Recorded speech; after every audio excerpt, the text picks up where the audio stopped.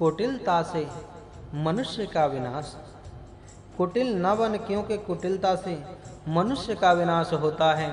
प्रारंभ में मानव भूल से ऐसा समझता है कि कुटिलता से वह लाभ उठा रहा है, पर यदि अंत तक विचार किया जाए तो विदित होगा कि टेढ़े बर्ताव से अपनी ही हानि होती है।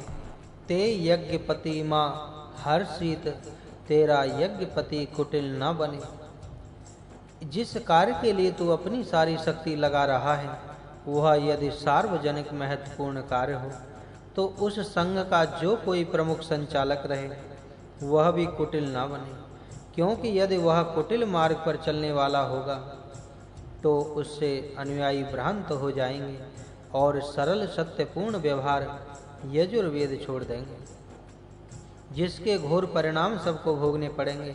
इसलिए इस यजुर्वेद में जिन कर्मों को करने के लिए आदेश दिए हैं, वे सभी अधर्म अर्थात अकुटिल कर्म, अहिंसापूर्ण कर्म कहलाते हैं। इन्हीं कर्मों की यज्ञ संज्ञा है। इन दो मंत्र भागों का अर्थ है कि समुदाय का हर एक व्यक्ति, समूचा संघ और संघ का नेता सभी सरल व्यवहार के अभ्यस्त बने और कोई भी कुटिलता का आश्रय न ले। बसो शतधारम सहस्त्रधारम पवित्रम असि। तू ऐसा साधन है कि जिसमें सैकड़ों तथा सहस्त्रों धाराएं हैं और जिससे वसु पवित्र किए जाते हैं। इस मंत्र भाग ने दर्शाया है कि इस शरीर में और इस विश्व में अनंत प्रकारों से जीवात्मा में विद्यमान शक्ति कार्य करती रहती है। परम धाम में निवास करने वाला परमात्मा जीवात्मा का परम पिता है और वह भी पूर्वोक्त 8 वसुओं को पवित्र करने की सर्वोपरि शक्ति धारण करता है तथा उस शक्ति के सहस्त्रों प्रभावों से समूचे विश्व को पुनीत करने का कार्य कर रहा है। अगले मंत्र भाग में कहा है कि वह तेरा मानव का शुद्धिकरण करे। सुपवा सविता देवः शतधारेण वसो पवित्रेण त्वा पुनातु। अच्छी तरह सबको पवित्र करने वाला तथा सबका सृजन करता देव वसुओं को सैकड़ों धाराओं से पवित्र करने वाला साधन के द्वारा तुझे पवित्र करे।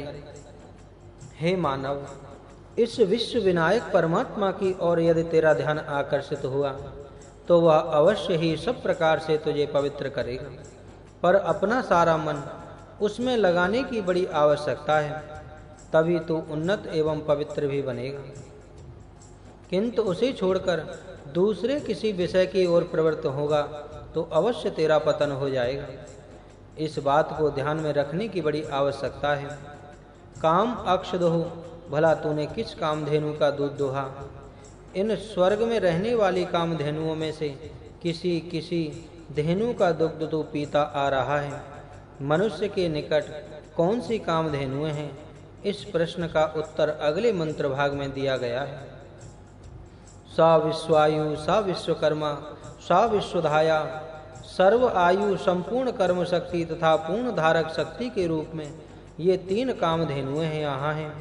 हर एक के पास ये 3 कामधेनुएं रहती हैं और हर एक का यह कर्तव्य है कि यह देखे कि वह किस कामधेनु का दूध दोहकर और उसका सेवन कर किस प्रकार की पुष्टि प्राप्त कर सकता है। कौन अपनी आयु लंबी कर दीर्घ जीवन पा सका? अपनी कार्य शक्ति बढ़ाकर उसके द्वारा अत्यंत सराहनीय एवं प्रशस्तम पुरुषार्थ से सफलता कौन पा सका? और कितने अपनी धारक शक्ति को विकसित कर अनेक मानवों का धारण पोषण करने में आशातीत सफलता पाई है। हर कोई अपने जीवन का निरीक्षण कर इन प्रश्नों का उत्तर देने की चेष्टा करे। यदि अब तक के जीवन क्रम में इस दिशा में कोई ठोस कार्य न हुआ तो उसे भूल को समझकर भविष्य में वैसी गलती न होने दें। ऐसा करने से प्रगति पथ पर आगे कदम उठाया जा सकता है। मानव में आयुष्य, कर्तृत्व शक्ति तथा धारक शक्ति है और इनकी सहायता से मानव अपनी सर्वांगीण उन्नति कर सकता है। यही आशय इन मंत्रों द्वारा सूचित किया गया है। इंद्रस्य भागम त्वाम सोमेन आतनच्मि। तो इंद्र का भाग है, तुझे मैं सोम से बढ़ाता हूँ। इस मंत्र के आशय को भली भांति समझाने के लिए उन्नति का एक नियम ध्यान में रखना आवश्यक है इंद्र को सोम से बढ़ाना या सोम की सहायता से इंद्र शक्ति बढ़ती है, यह नियम यहाँ पर सूचित किया गया है। वेद एवं उपनिषदों में इंद्र, सोम, प्राण, रश्मि, सूर्य, चंद्र जैसे अनेक देवता युग्म का ज्ञान देने वाला शब्द अत्यंत अद्भुत सांकेतिक अर्थ प्रयुक्त हुए हैं। अनेक स्थानों में ये शब्द धन, ऋण के अर्थ में आए हैं। प्रश्नोपनिषद देखिए, धन एवं ऋण शक्तियाँ एक दूसरे के पोषक होती हैं। हम देखते हैं कि कर्जदार के कारण साहूकार या ऋणदाता पुष्ट होते हैं। थोड़े से विचार के पश्चात ध्यान में आएगा कि अनेक शरीरों की रई या सोम शक्ति एक आत्मा की इंद्र शक्ति को प्रकाशित कर रही है। इंद्र शब्द से जीवात्मा, राजा, सूर्य एवं परमात्मा आदि सूचित होते हैं। अनुक्रम से इन इंद्रों की शरीर, प्रजा, ग्रहमाला एवं सृष्टि जैसी सोम या रई शक्तियाँ अपने इंद्र की शक्ति को प्रकट करती हैं। स्थूल सूक्ष्म शरीरों के कारण आत्मा का वैभव स्पष्ट होता है। प्रजा के कारण राजा सुहाता है, ग्रहमाला से सूर्य का महत्व ध्यान में आता है और सृष्टि देखकर परमात्मा की शक्ति का अंदाजा लगाया जा सकता है। प्रमुख नेता की शक्ति को बढ़ाने के लिए गौण पदार्थों की शक्ति खर्च होती है। अनेक सैनिकों के आत्म बलिदान से सफलता पाकर सेनापति यशस्वी होता है।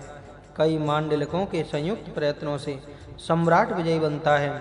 उसी तरह अपने शरीर में विद्यमान अनेक इंद्रियों के धर्मानुष्ठान से जीवात्मा की शक्ति प्रकट होती है। यही अर्थ इंद्र को सोम के द्वारा बढ़ाने में व्यक्त हुआ है। साधक के प्रति कहा हुआ मंत्र यूँ है, तू इंद्र का भाग है, मैं सोम से तुझे बढ़ाता हूँ। हे साधना करने वाले, चूँकि तू इंद्र का ही एक विभाग है, अतः तेरी बुद्धि सोम से होने वाली है। जीवात्मा इंद्र का एक विभाग है, जो इंद्र शक्ति समूचे संसार को व्याप रही है। उसी का एक छोटा सा अंश इस मानवीय देह में प्रविष्ट हुआ है और वह अंश रहने पर भी वास्तव में इंद्र ही है।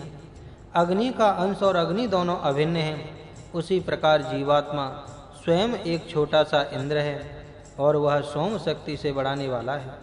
अतः हमें निश्चित करना होगा सोम शक्ति का उपयोग किस भांति कर अपनी उन्नति की जाए।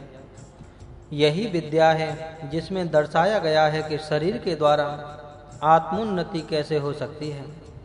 सोम सदृश वनस्पतियों की सहायता से शरीर किस तरह आरोग्य संपन्न तथा सुदृढ़ रखा जा सकता है। साधक अपनी पर्याप्त उन्नति कर ले, इसी उद्देश्य से परमात्मा ने प्रकृति में यथेष्ट सोम शक्ति रख दी है। साधक उस शक्ति की यथेष्ट सहायता प्राप्त कर अपनी उन्नति करे। अतः इस मंत्र द्वारा वेद साधक को बतलाना चाहता है कि हे साधक, तू इंद्र का एक अंश है और तेरी उन्नति सोम शक्ति से अवश्य होगी। इस उपदेश से उन्नति का साधन ध्यान में आ सकता है। विष्णु हव्यम रक्षा, हे विष्णु इस हवि को सुरक्षित रख। विष्णु का अर्थ है व्यापक देव, देविष्टि वापनोति, जो समूची चर और अचर सृष्टि में व्याप्त है। वही सर्वव्यापक देव विष्णु है। भक्त उस देव से प्रार्थना करता है, हे देव, यह हविर्भाग अर्थात अर्पण तेरे लिए मैं लाया हूँ, उसकी रक्षा अब तू ही कर। हविर्भाग का तात्पर्य यहाँ पर आत्म सर्वस्व से है। हे परमात्मन, मैं अपना सर्वस्व तेरे लिए अर्पण कर चुका हूँ। यहाँ पर अब मेरा कुछ भी नहीं है, न मम, क्योंकि सब अर्पित हो गया है। इसलिए अपनी इच्छा के अनुसार इसका संरक्षण कर। सोम शक्ति द्वारा तू अपनी योजना के अनुसार इसे विकसित कर और मुझे उन्नत बना। अब मेरी कोई विभिन्न वस्तु या पृथक सत्ता नहीं रही है। आज से मैं ही तेरा बनकर रहूँगा। मुझसे कर्तव्य कर्म भली भांति निष्फल हों और मैं तेरा बनकर रह सकूं, जीवन बिता सकूं। इसलिए मैं प्रतिज्ञा कर रहा हूँ। व्रतते अग्ने व्रतम चरिष्यामि तत सकेयम मे तद साध्यताम इदम अहम अनुत्रताद सत्यम उपैमि। हे व्रत के पालन करता तेजस्वी देव, मैं एक व्रत धारण करता हूँ, मैं उसे निभा सकूं। मेरा यह व्रत संपूर्ण सिद्ध हो। असत्य का त्याग कर सत्य को स्वीकार करता हूँ। यही वह व्रत है। सत्य पालन महान व्रत है और उसे समूचे जन्म भर पूरा करना पड़ता है। सत्य की खोज करना, सत्य का दर्शन होते ही उसे स्वीकार करना, सदैव सत्य के पक्ष में रहकर जीवन यात्रा बिताना, सत्य के लिए आत्म बलिदान करना, प्राणों तक का त्याग कर देना सत्य पालन रूपी महान व्रत है।